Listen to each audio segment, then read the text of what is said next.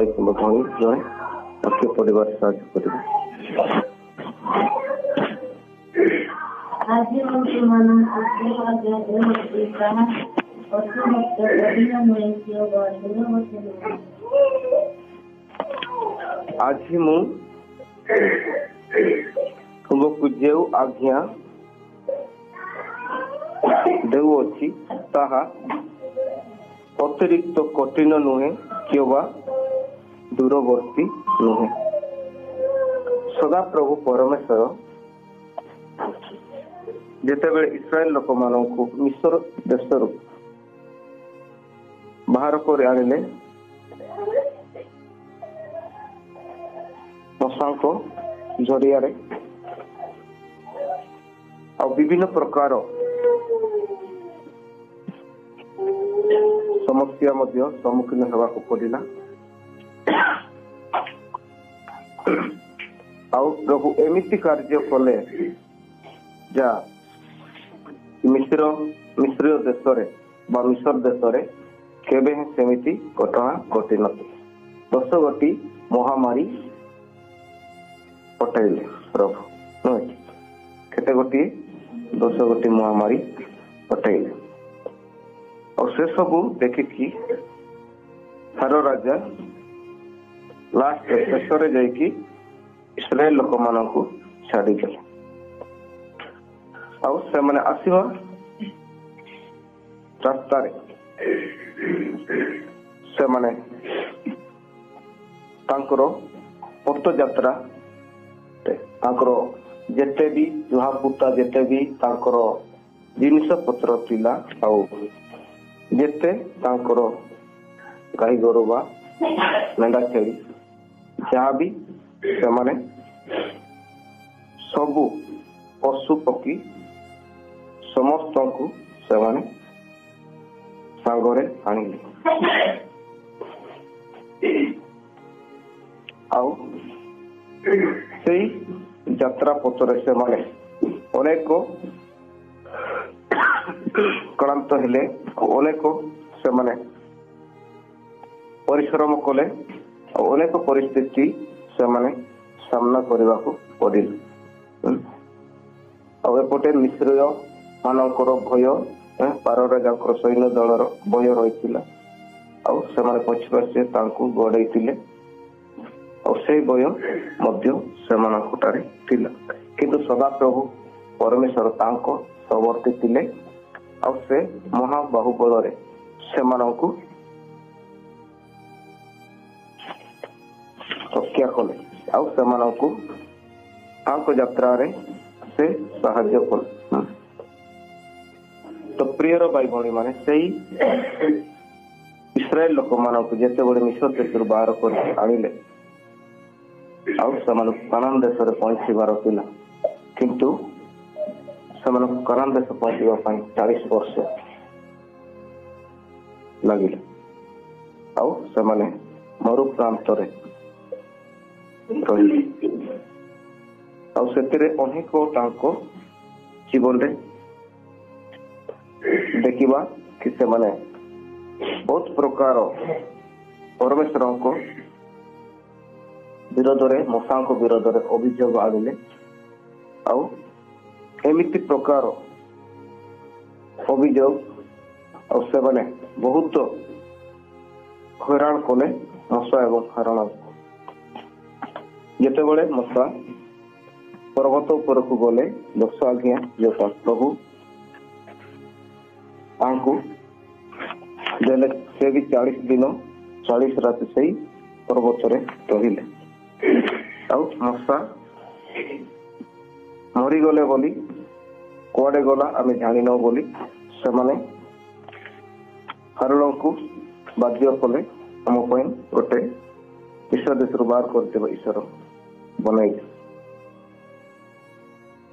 ତ ପ୍ରିୟର ଭାଇ ଭଉଣୀ ମାନେ, ସେଟା ଅଲଗା ବିଷୟ। କିନ୍ତୁ ପ୍ରଭୁ ଯୋଉ ମୋସେସଙ୍କୁ ଯେଉଁ 10 ଆଜ୍ଞା ଦେଇଥିଲେ, 10ଟି ଆଜ୍ଞା ଦେଇଥିଲେ, ସେଟା ଇସ୍ରାଏଲ ଜନତା ମାନଙ୍କ ପାଇଁ। ଆଉ ସେମାନେ କେମିତି ପରମେଶ୍ୱରଙ୍କ ସହିତ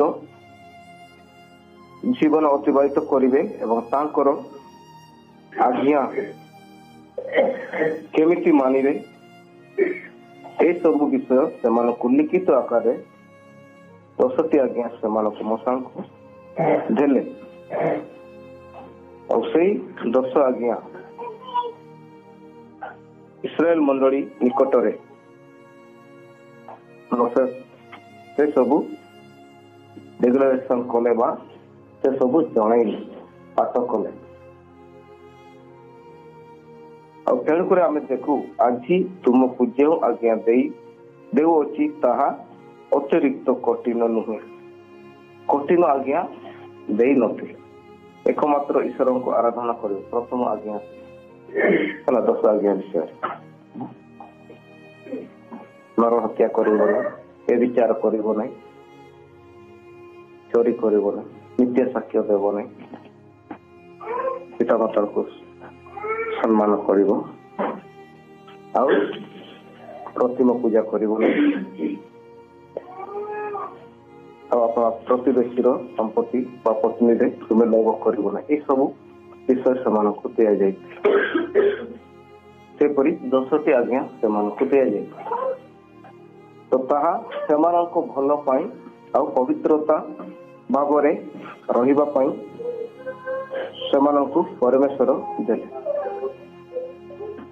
ତେଣୁକରି ଏଇଟା ଅତିରିକ୍ତ କଠିନ ନୁହେଁ, କିମ୍ବା ଦୂରବର୍ତ୍ତୀ ନୁହେଁ। ତା କଠିନ ନୁହେଁ ଆଉ ଦୂରବର୍ତ୍ତୀ କହିଲେ ତା ଦୂରରେ ବି ନାହିଁ। ଏଇଟା ତୁମ ହାତରେ, ତୁମ ହୃଦୟରେ ରହିବ। ଆଉ ମଶା ସେହି 10 ଆଜ୍ଞା ପରମେଶ୍ୱରଙ୍କ ଠାରୁ ପ୍ରାପ୍ତ ହୋଇଥିଲେ। ଆଉ ସେଇ ସବୁ 10ଟି ଆଜ୍ଞା ସେଇ ଇସ୍ରାଏଲ ଜନତା ମଣ୍ଡଳୀ ଜଣାଇଲେ। ଆଉ ପ୍ରଭୁ ଏଇ ଆଜ୍ଞା ଦେଇଅଛନ୍ତି ତାହା ସେମାନଙ୍କୁ କହିଲେ। ତ ପରମେଶ୍ୱର କହନ୍ତି ଯେ ତୁମମାନଙ୍କୁ ଯେଉଁ ଆଜ୍ଞା ମୁଁ ଦେଉଅଛି ସେଟା କଠିନ ନୁହେଁ, ଅତିରିକ୍ତ କଠିନ ନୁହେଁ, ଯୋଉଟା କି ତୁମେ ମାନିପାରିବ ନାହିଁ। ଆଉ ସେଟା ଦୂରରେ ବି ନାହିଁ, ତୁମେ ତାହାକୁ ଯେମିତି ପହଞ୍ଚେଇ ପାରିବ ନାହିଁ, ଆଉ ତୁମେ ସେଇ ନିକଟକୁ ପହଞ୍ଚି ପାରିବ ନାହିଁ। ଏପରି ଦୂରବର୍ତ୍ତୀ ଜାଗାରେ ନାହିଁ। 12 ପଦ। ତାହା ସ୍ୱର୍ଗରେ ନାହିଁ ଯେ ତୁମେ କହିବ ଆମେମାନେ ଦେଶରେ ତାହା ପାଳନ କରିବୁ। ଏଥିପାଇଁ କି ଆମମାନଙ୍କ ନିକଟକୁ ତାହା ଆମମାନଙ୍କ ନିକଟକୁ ଆଣିବ।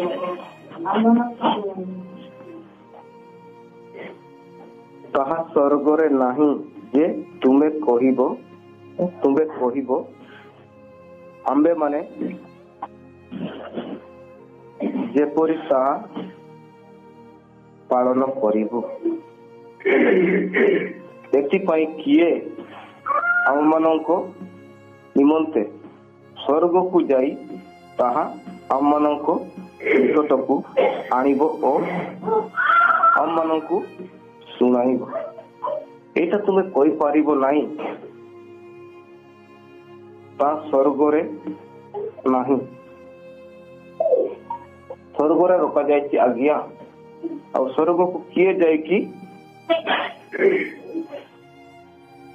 ଆମମାନଙ୍କ ନିମନ୍ତେ ଆଣିବ, ଆଉ ଆମମାନେ ତାହା ପାଳନ କରିବୁ।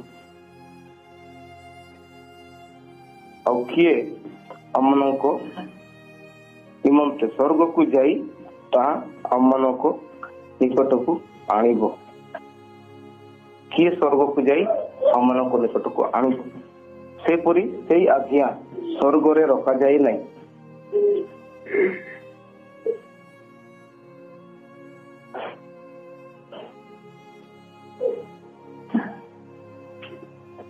ଆମମାନଙ୍କ ନିକଟକୁ ଆଣିବ ଓ ଆମମାନଙ୍କୁ ଶୁଣାଇବ। ଏ ବିଷୟ ମଧ୍ୟ ତୁମେ କହିପାରିବ ନାହିଁ ଯେ ଏହା ସ୍ୱର୍ଗରେ ରଖାଯାଇ ନାହିଁ।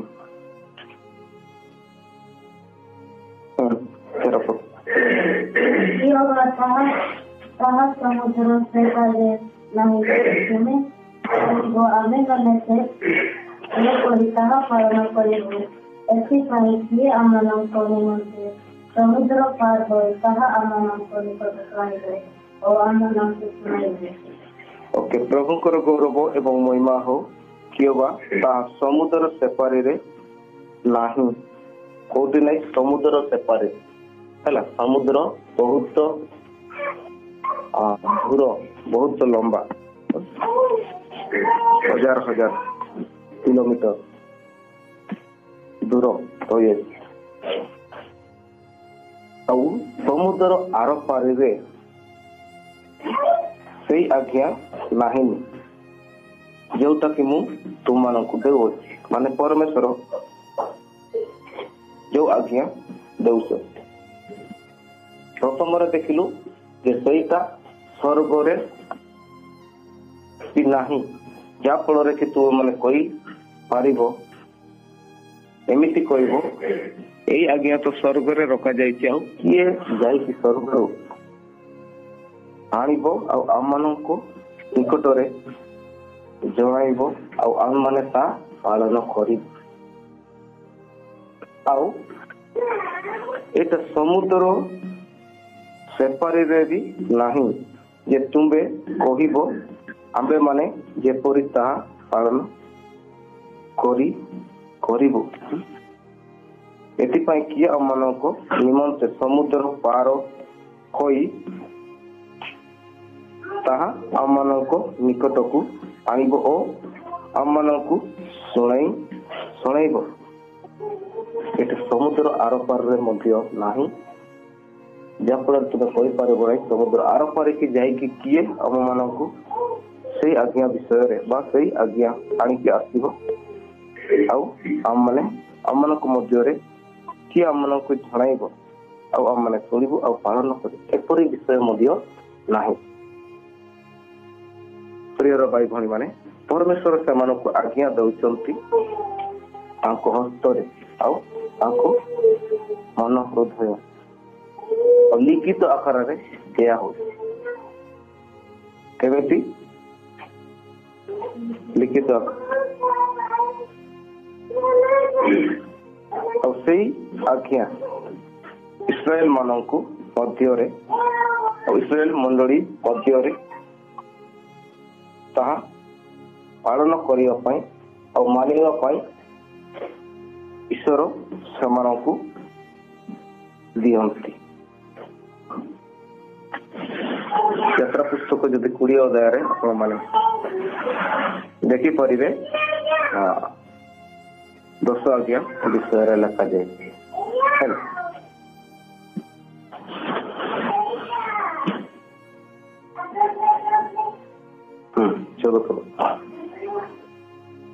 ମାତ୍ର ତୁମ ପାଳନତେ ସେ ବାକ୍ୟ ତୁମର ଅତି ନିକଟରେ ତୁମ ମୁଖରେ ଓ ତୁମ ହୃଦୟରେ ଅଛି। କଣ କୋଉଠି ଅଛି? ମାତ୍ର ତୁମ ପାଳନାର୍ଥେ ସେ ବାକ୍ୟ ତୁମର ଅତି ନିକଟରେ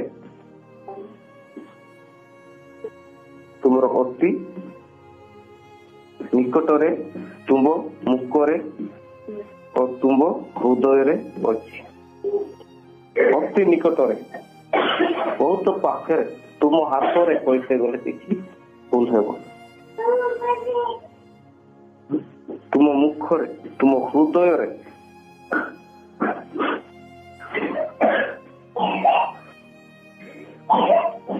ଅଛି।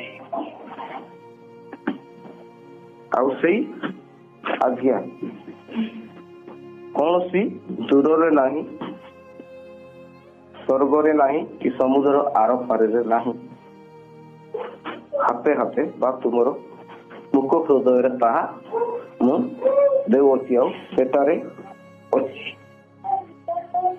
ଆଉ ତୁମେ ସ୍ୱର୍ଗ ଯିବାର ପଡ଼ିବ ନାହିଁ, ସମୁଦ୍ର ଆର ପାରିକୁ ଯିବାକୁ ପଡ଼ିବ ନାହିଁ, କିନ୍ତୁ ତୁମ ସମ୍ମୁଖରେ, ତୁମ ଅତି ନିକଟବର୍ତ୍ତୀ, ତୁମ ପାଖରେ ତା ଦେଇଅଛି। ଆଉ ଏ ଆଜ୍ଞା କାହିଁକି ପରମେଶ୍ୱର ଦେଲେ? ଯେତେବେଳେ ମିଶର ଦେଶର ଥିଲେ ସେଇ ସମୟରେ 10 ଆଜ୍ଞା ଥିଲା କାହିଁକି ନା ଏଲିଆହକୁ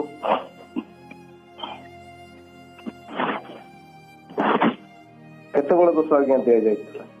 ମିଶର ଦେଶର ଥିଲା ବେଳେ ନାଇଁ।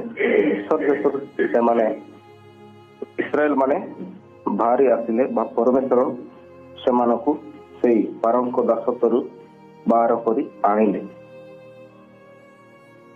ମୂଷା ଏବଂ ହାରଣଙ୍କୁ ସେ ସେମାନଙ୍କର ଲିଡ୍ ନେବା ପାଇଁ ବା ସେମାନଙ୍କୁ ଆଗୁଆଇ ହିସାବରେ ସେମାନେ ତାଙ୍କ ଜରିଆରେ ପରମେଶ୍ୱର କାର୍ଯ୍ୟ କଲେ ଆଉ ତାଙ୍କର ମହା ଶକ୍ତି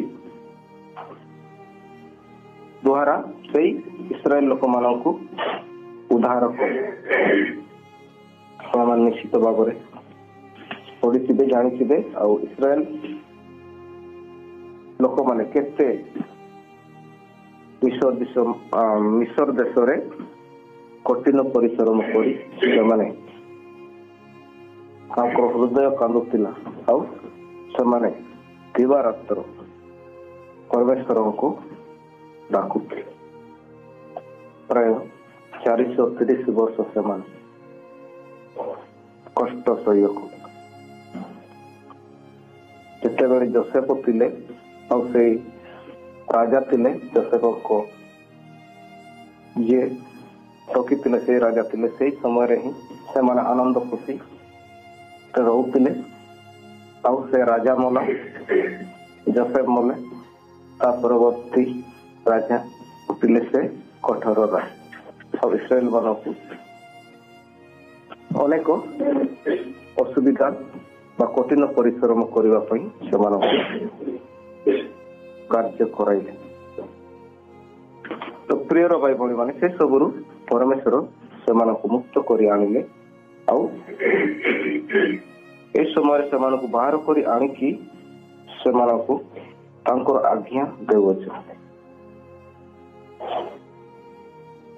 ପରମେଶ୍ୱରଙ୍କୁ କେମିତି ସେମାନେ ଭୁଲିବେ ନାହିଁ ଆଉ ପରମେଶ୍ୱରଙ୍କ ସହିତ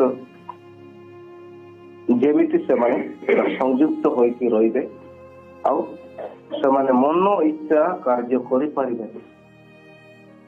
ଆଜ୍ଞା କାହିଁକି ଦିଆଯାଏ?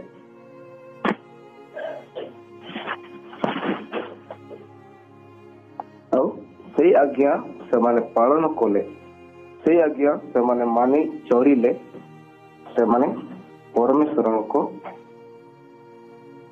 ଦୃଷ୍ଟିରେ ତାଙ୍କଠାରେ ସେମାନେ ପବିତ୍ର ହୋଇକି ରହିବେ ଆଉ ପରମେଶ୍ୱରକୁ ସମାନ ସମ୍ମାନ ଆଦର କରି ରହିବେ ଆଉ ଭୟ ଭକ୍ତିରେ ରହିବେ। ଆଉ ସେମାନେ ଅନିଷ୍ଟ କାର୍ଯ୍ୟ କରିବେ ନାହିଁ, ପାପ କାର୍ଯ୍ୟ କରିବେ।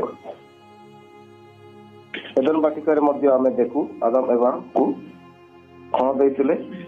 ଆଜ୍ଞା ଦେଇଥିଲେ। ସେତେବେଳେ କେତେଟା ଥିଲା? 10ଟା। ସେତେବେଳେ ଲିଖିତ ଆକାର ମଧ୍ୟ ହେଇନଥିଲେ। କହିଥିଲେ ତୁମେ ସବୁ ବଗିଚାର ଫଳ ଖାଇପାରିବ, କିନ୍ତୁ ବଗିଚା ମଧ୍ୟ ଭାଗରେ ଯୋଉ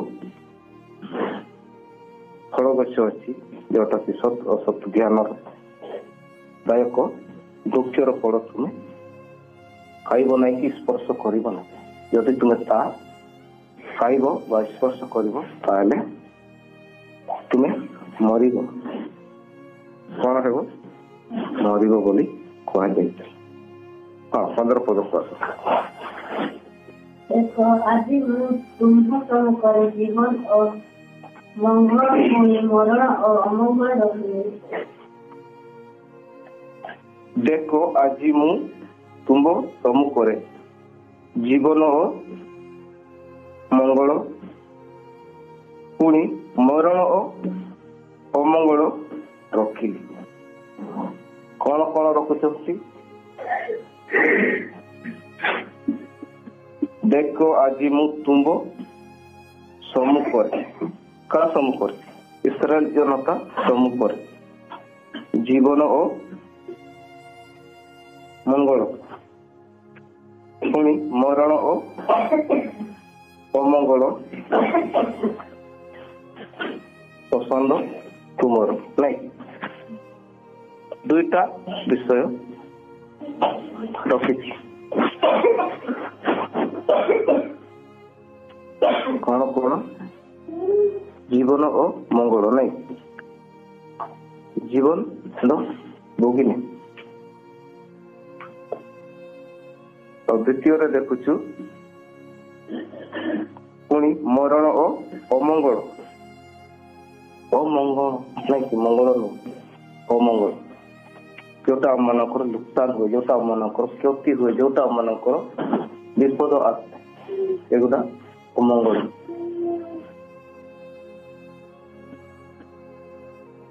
ମରଣ ଆଉ ଅମଙ୍ଗଳ, ଆଉ ଜୀବନ ଓ ମଙ୍ଗଳ। କଣ ପାଇଁ ଏ ସବୁ ରଖିଲେ? ଆଦମ ଏମାନଙ୍କୁ ଯେମିତି କହିଥିଲେ ତଦ୍ରୂପ ହିଁ ଏଇଠି ସେମାନଙ୍କୁ ଲିଖିତ ଆକାରରେ ଦେଲେ ଆଜ୍ଞା। ଆଉ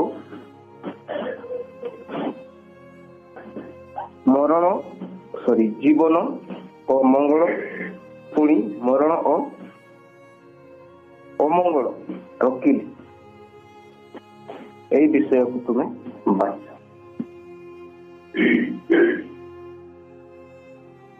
ପରମେଶ୍ୱର ଜବରଦସ୍ତି ଜୋର ଜବରଦସ୍ତ ସେମାନଙ୍କୁ ତାଙ୍କର ଆଜ୍ଞାରେ ହିଁ କହିବା ପାଇଁ ସେମାନଙ୍କୁ କହିନାହାନ୍ତି, କିନ୍ତୁ ସେମାନଙ୍କୁ ଏତିକି ଜଣାଇଲେ ଆଜି ମୁଁ ତୁମମାନଙ୍କୁ ଯେଉଁ ଆଜ୍ଞା ଦେଉଅଛି ତାହା ଅତିରିକ୍ତ କଠିନ ନୁହେଁ ହେଲା, ଆଉ ଦୂରବର୍ତ୍ତୀ ନୁହେଁ। ଆଜ୍ଞା ଦେଇଅଛି କିନ୍ତୁ ତାଙ୍କର ମଙ୍ଗଳ ପାଇଁ, ତାଙ୍କର ଭଲ ପାଇଁ, ପବିତ୍ରତା ପାଇଁ, ଆଉ ତାଙ୍କର କଷ୍ଟି ବା ତାଙ୍କର ଇସ୍ରାଏଲ ସମାଜର ମଙ୍ଗଳ ନିମନ୍ତେ ସେଇ ଆଜ୍ଞା ଦେଇଥିଲେ। ନହେଲେ ଚୋର ଡକାୟତ କଲେ ତାଙ୍କ ଭିତରେ ଶାନ୍ତି ରହିବ ନାଇଁ।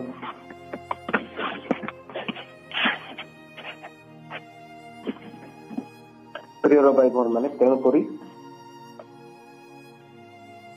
ସବୁ ବିଷୟ ପରମେଶ୍ୱର ଗୋଟେ କଣ୍ଡିସନ ସହିତ ରଖିଥା। ଆଉ ଏଇ ଦୁଇଟି ବିଷୟ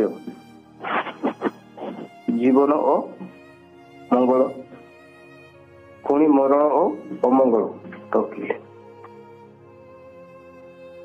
ଆଉ ଏଇଟା ତୁମମାନଙ୍କର ପସନ୍ଦ, ଆଉ ତୁମେ କୋଉଟାକୁ ବାଛିବ ସେଇ ଅନୁସାରେ ତୁମେ ବଞ୍ଚିବ ୟା ମରିବ ନାଇଁ। ଯଦି ଆଜ୍ଞାକାରୀ ହୋଇ ରହିବ, ଆଜ୍ଞା ପାଳନ କରିବ, ଆଉ ମୁଁ ଯେଉଁ ଆଜ୍ଞା ଦେଇଅଛି ତାହା ଯଦି ତୁମେ ମାନି ଚଳିବ, ତାହେଲେ ତୁମମାନେ ଚିରଞ୍ଜୀବୀ ବା ଚିରକାଳ ପ୍ରଭୁ ତୁମମାନଙ୍କ ସହବର୍ତ୍ତୀ ରହିବ। ଆଉ ଚିରଞ୍ଜୀବୀ କହିଲେ ଯେଉଁମାନେ ମରନ୍ତି ନାହିଁ, କିନ୍ତୁ ମନୁଷ୍ୟ ଶରୀରଟା ମରିବ ହେଲା। ତ ପ୍ରଭୁ ତାଙ୍କ ସହିତ ଆଶୀର୍ବାଦ ଆଉ ତାଙ୍କ ସଙ୍ଗରେ ଶାନ୍ତି ଆଉ ସମସ୍ତ ପ୍ରକାର ଅମଙ୍ଗଳରୁ, ସମସ୍ତ ପ୍ରକାର ବିପଦ ଆପଦରୁ ସେମାନଙ୍କୁ ରକ୍ଷା କରିବେ, ଯଦି ତାଙ୍କର ଆଜ୍ଞା ଅନୁସାରେ ସେମାନେ ମାନନ୍ତି, ଚାଲନ୍ତି ଆଉ ଜୀବନ ଯାପନ କରନ୍ତି।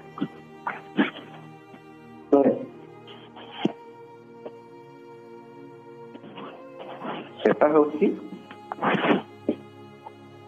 ଜୀବନ ଓ ମଙ୍ଗଳ।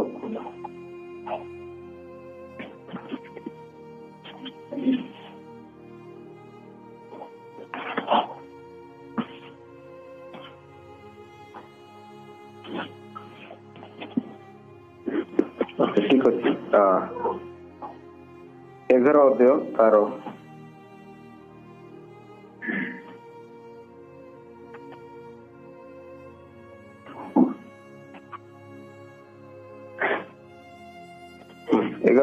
24 ପଦ 26 ପଦ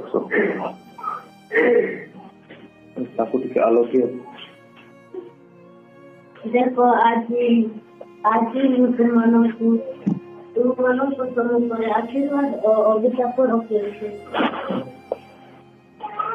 11 ଅଧ୍ୟାୟ ତାର 26 ପଦରେ ଆମେ ଦେଖ ଆଜି ମୁଁ ତୁମମାନଙ୍କ ଉପରେ ଆଶୀର୍ବାଦ ଓ ଅଭିଶାପ ରଖୁଅଛି। କଣ କଣ ରଖିଲେ ପରମେଶ୍ୱର? ଆଶୀର୍ବାଦ, ଅଭିଶାପ, ଜୀବନ, ମଙ୍ଗଳ, ମରଣ ଆଉ ଅମଙ୍ଗଳ। ନାଇଁ, ଏଇ ଗୋଟିଏ ବିଷୟ ପରମେଶ୍ୱର ଆମମାନଙ୍କ ମଧ୍ୟରେ ରଖିଅଛନ୍ତି। କାହା ମଧ୍ୟରେ? ସେଇଟା ଇସ୍ରାଏଲ ମାନଙ୍କୁ ସମୟରେ ଆଉ ଇସ୍ରାଏଲ ଜନତା ମାନଙ୍କୁ ତାହା ଦେଇଥିଲେ, କିନ୍ତୁ ବର୍ତ୍ତମାନ ଆମେ ମାନେ ସେଇ ପରମେଶ୍ୱରଙ୍କ ଠାରେ ବିଶ୍ୱାସ କରୁଅଛୁ। ତେଣୁକରି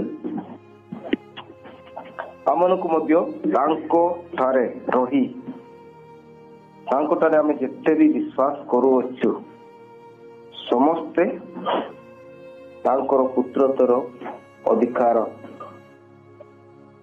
ପାଇଅଛୁ ବା ସନ୍ତାନ ଭାବରେ ଆମମାନଙ୍କୁ ଗଣିତ କରିଅଛନ୍ତି। କିନ୍ତୁ ପ୍ରିୟର ଭାଇ ଭଉଣୀ ମାନେ ଆମମାନଙ୍କୁ ମଧ୍ୟ ସେହିପରି ରହିବା ପାଇଁ କୁହନ୍ତି ହେଲା। ଆଶୀର୍ବାଦ ଆଉ ଅଭିଶାପ ଆମମାନଙ୍କ ମଧ୍ୟରେ ବି ରଖିଛି। ଆଶୀର୍ବାଦ କେତେବେଳେ ଆସେ? ଯଦି ଆମେ ପରମେଶ୍ୱରଙ୍କର ଆଜ୍ଞା ଅନୁସାରେ ଜୀବନ ଯାପନ କରୁ, ପବିତ୍ରତା ଜୀବନ ଯାପନ କରୁ, ତାଙ୍କର ସେବା ଆରାଧନା କରୁ, ତାଙ୍କର ଇଚ୍ଛାକୁ ଆମେ ପୁରା କରୁ, ସାଙ୍ଗତି ସହଭାଗିତାରେ ରହୁ, ପବିତ୍ରତାରେ ରହୁ, ଆଉ ପରସ୍ପର ପ୍ରତି ଆମମାନେ ପ୍ରେମ କରୁ ଆଉ ଈଶ୍ୱରଙ୍କୁ ପ୍ରେମ କରୁ, ଅର୍ଥାତ୍ ତାଙ୍କର ଆଜ୍ଞାକୁ ଆମେ ମାନି ଚାଲୁ, ତାହେଲେ ତା ସାଙ୍ଗରେ ଆଶୀର୍ବାଦ ରହିଅଛି। କଣ ରହିଛି? ଆଶୀର୍ବାଦ ରହିଛି। ଅଭିଶାପ କେତେବେଳେ ଆସେ?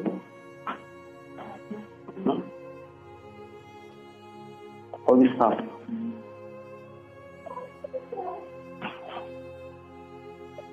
ଯେତେବେଳେ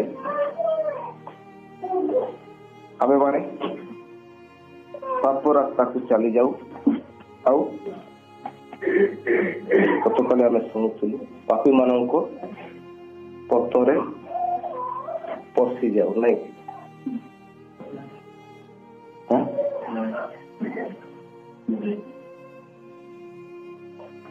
ତ ପ୍ରିୟର ଭାଇ ଭଉଣୀ ମାନେ ସେଇ ସବୁ ବିଷୟରେ ଯଦି ଆମେ ରହୁ ତାହେଲେ ଅଭିଶାପ ଆସିଯାଏ। ପରମେଶ୍ୱରଙ୍କ ବିରୋଧାଚରଣ କାର୍ଯ୍ୟ କରୁ, ତାଙ୍କର ଆଜ୍ଞା ବିରୋଧରେ ଯଦି ଆମେ କାମ କରୁ, କାର୍ଯ୍ୟ କରୁ, ତାହେଲେ ଅଭିଶାପ ରହିଅଛି। ଆଉ ଯଦି ତାଙ୍କର ଇଚ୍ଛା ଅନୁସାରେ ଆମେ ଜୀବନ ଯାପନ କରୁ, ଆଶୀର୍ବାଦ ବି ରହିଅଛି। କଣ୍ଡିସନ ରହିଅଛି ସବୁଥିରେ। ଅଭିଶାପ ଏମିତି ଆସେ ନାହିଁ, କିନ୍ତୁ ଆମେ ପରମେଶ୍ୱରଙ୍କର ବାକ୍ୟ ଜ୍ଞାନ କରି ଆମର ନିଜର ବୁଦ୍ଧି, ଇଚ୍ଛା, ବଳ, ଅହଙ୍କାର ଏସବୁ ଗର୍ବ କରି ଆମମାନେ ନିଜକୁ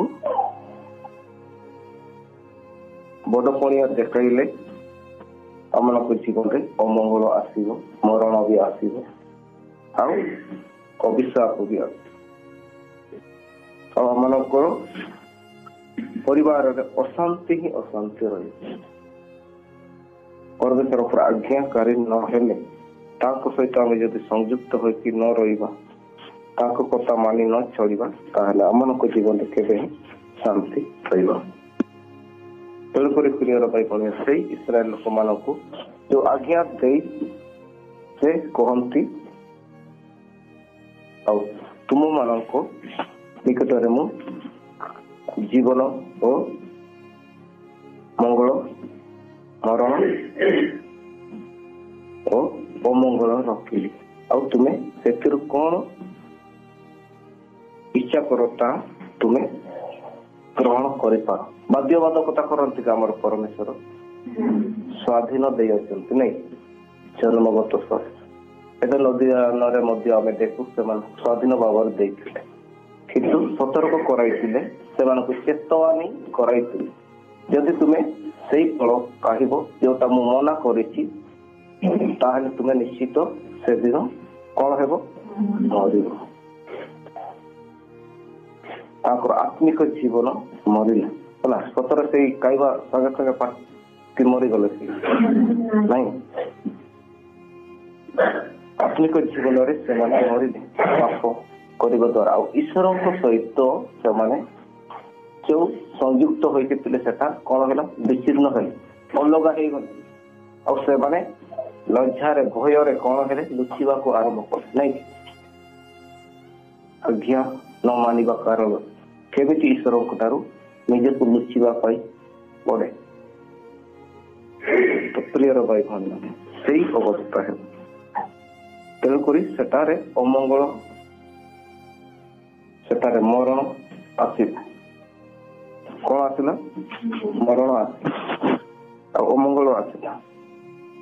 ପାପ ପରିପୂର୍ଣ୍ଣ ଏତେ ମାତ୍ରାରେ ବଢିବା ଗୋଟେ ମାତ୍ର ଥିଲା, ଗୋଟେ ଆଜ୍ଞା ଥିଲା, କିନ୍ତୁ ସେ ଆଜ୍ଞାକୁ ନ ମାନିବାରୁ କେତେ ଯେ ପାପ ଆହୁରି ତାର ବଂଶ ବିସ୍ତାର ନାଇଁ,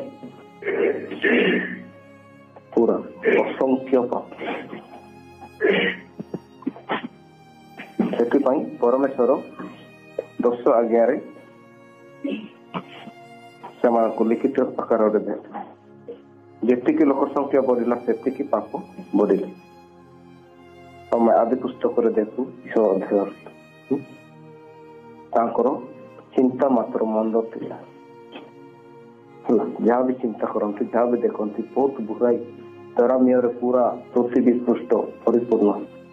ତେଣୁକରି ଈଶ୍ୱର ଏଇ ପୃଥିବୀକୁ ଜଳମଗ୍ନ କରିଥିଲେ ନଅଙ୍କ ସମୟରେ। କାହିଁକି? ପରମେଶ୍ୱରଙ୍କ ଆଜ୍ଞାକୁ ମାନିଲେ ନାହିଁ। ପରମେଶ୍ୱରଙ୍କୁ ମାନିଲେ ସେମାନେ। ଆଉ ଆଜି ବି ସେଇ ଅବସ୍ଥା। ଯଦି ଆମେ ମାନେ ସମୟ ଥାଉ ଥାଉ ଆମମାନଙ୍କ ହସ୍ତରେ ରଖିଛନ୍ତି, ଆମମାନଙ୍କ ସମ୍ମୁଖରେ ରଖିଛନ୍ତି ଜୀବନ, ମଙ୍ଗଳ, ମରଣ ଓ ଅମଙ୍ଗଳ ହେଲା। ଆମେ ପରେ ପରମେଶ୍ୱରଙ୍କୁ କହିପାରିବା ନାହିଁ, ପ୍ରଭୁ ମୁଁ ଜାଣିନଥିଲି, ଆରେ ତୁମ ମଧ୍ୟରେ ମୁଁ ଦାସ ମାନଙ୍କୁ ଦ୍ୱାରା ମୁଁ କଥା କହିଲି, ତୁମେ ବିଶ୍ୱାସ କଲ ନାହିଁ। ଯା ଏବେ ଲୁସିଫର ସହିତ ସେଇ ନରକ ସଜାରେ ରହିବ। ଜବରଦସ୍ତ ଆମକୁ ନରକକୁ ପଠାନ୍ତି କି ଆମେ ନିଜେ ନିଜେ ହିଁ ନରକକୁ ଯାଉ ନାଇଁ କି? ନିଜେ ନିଜେ ହିଁ ନରକକୁ ଯାଉ, କାରଣ ସେଇ ପଥକୁ ଆମେ ବାଛିଥାଉ। ସେଥିପାଇଁ ଆମମାନଙ୍କ ନିଜ ହାତରେ ଜୀବନ, ମଙ୍ଗଳ, ମରଣ, ଅମଙ୍ଗଳ ଦେଇଅଛି। କାହାକୁ ଆମେ ଦୋଷ କରିପାରିବା? ପରମେଶ୍ୱରଙ୍କୁ ଆମେ ଦୋଷାରୋପ କରିପାରିବାନି। ଆମମାନଙ୍କୁ ଯୋଉଟା ଇଚ୍ଛା ସେଇଟା କରିପାରିବା, କିନ୍ତୁ ତାର ପରିଣତି ଅଛି। ଆମେ ଯଦି ତାଙ୍କ ଆଜ୍ଞାକୁ ମାନିବା, ଈଶ୍ୱରଙ୍କ ଇଚ୍ଛାକୁ ଆମେ ପୂର୍ଣ୍ଣ କରିବା, ତାହେଲେ ଆମମାନେ ତାଙ୍କ ସହିତ ତାଙ୍କ ରାଜ୍ୟରେ ଆମେ ଅନନ୍ତ କାଳ ପର୍ଯ୍ୟନ୍ତ ରହିବା। ଯଦି ଆଜ୍ଞା ମାନିବା ନାହିଁ, ଈଶ୍ୱରଙ୍କୁ ଭୟ କରିବା ନାହିଁ, ପାପମୟ ଜୀବନ ଅତିବାହିତ କରିବା, ତାହେଲେ ଶରୀର ମୃତ୍ୟୁ, ତାପରେ କଣ ଆଉ ମୃତ୍ୟୁ ହେବ? ଆତ୍ମିକ ମୃତ୍ୟୁ। ପାପ ହେତୁ ଆତ୍ମିକ ଜୀବନ ଯାହା ପ୍ରସ୍ତୁତ ହେଇଥିବ, ପୁଣି ଆଜି ପୁରା ଅନନ୍ତ ମୃତ୍ୟୁ, ଯୋଉଟା କି ଆତ୍ମା ନରକରେ ନିକ୍ଷେପ କରାଯାଏ ବା ସେଠି ପକାଇ ଦିଆଯାଏ। ଆଉ ସେଠି ବାହାରିବା ଚାନ୍ସ ନାହିଁ ହେଲା। ଅନ୍ଧକାର ଆଉ ସେ ଅଗ୍ନିର ପୋକ ଗୁଳା ଅଛନ୍ତି, ସେମାନେ ବହୁତ ଭୟଙ୍କର ବିଷୟ ସେଇଟା। ତ ସେଇ ବିଷୟ ଆମେ ହିଁ ବାଛିବା। ତେଣୁକରି ଏବେ ସମୟ ଅଛି, ସମୟର ସୁଯୋଗର ସଦ୍ବ୍ୟବହାର କରି ଆମେ ନିଜ ନିଜକୁ ସଜାଡ଼ିବା ଆଉ ପରମେଶ୍ୱର ଯୀଶୁଖ୍ରୀଷ୍ଟ ଆସିବାର ଅପେକ୍ଷାରେ ରହିବ। ଅପେକ୍ଷା କରିଥିବା ଲୋକ କେମିତି ରହିବ? ଯଦି ମନେକର ଯିଏ କହୁଛି ହଁ ସେଇ ଜାଗାକୁ ଯିବା ଆଉ ଟିକେ ରେଡି ହେଇଥା, ତାହେଲେ ସେ କଣ ହେବ? ଖାଦ୍ୟ ଗୋଳେଇକି ପୁରା ଫ୍ରେଶ ହେଇକି ତାର କଣ କଣ ନେବାର ଅଛି ସବୁ ରେଡି କରିକି ସେ ଅପେକ୍ଷା କରିଥିବ, ଆସିଲେ ଆମେ ପଳେଇବୁ ନାଇଁ। ତ ବର୍ତ୍ତମାନ ସେଇ ସମୟ ହେଲା, ବର୍ତ୍ତମାନ ଅପେକ୍ଷା କରି ଆମେ ସଜି ହୋଇକି ଅର୍ଥାତ୍ ଶାଢୀ ପ୍ୟାଣ୍ଟ ସାର୍ଟ ଏଇ ପିନ୍ଧି କରି ନାଇଁ ହେଲା, ଆତ୍ମିକତାରେ ଆମେ ସଜେଇ ହେବା ନିଜ ଜୀବନକୁ ସୁଧାରିକି ପ୍ରଭୁ ଯେତେବେଳେ ଆସିଲେ ବି ତାଙ୍କ ସହିତ ଆମେ ଏମିତି ଯାଇପାରିବା। ଏଥି ନିମନ୍ତେ ତାଙ୍କ ଲିଖିତ ବାକ୍ୟ ଆମମାନଙ୍କ ଜୀବନରେ ଆମମାନଙ୍କ ଠାରେ ଦେଇଅଛନ୍ତି। ଠିକ ଅଛି, ପ୍ରଭୁ ଏ ବାକ୍ୟ ଦ୍ୱାରା ଆଶୀର୍ବାଦ। ଆମେନ୍।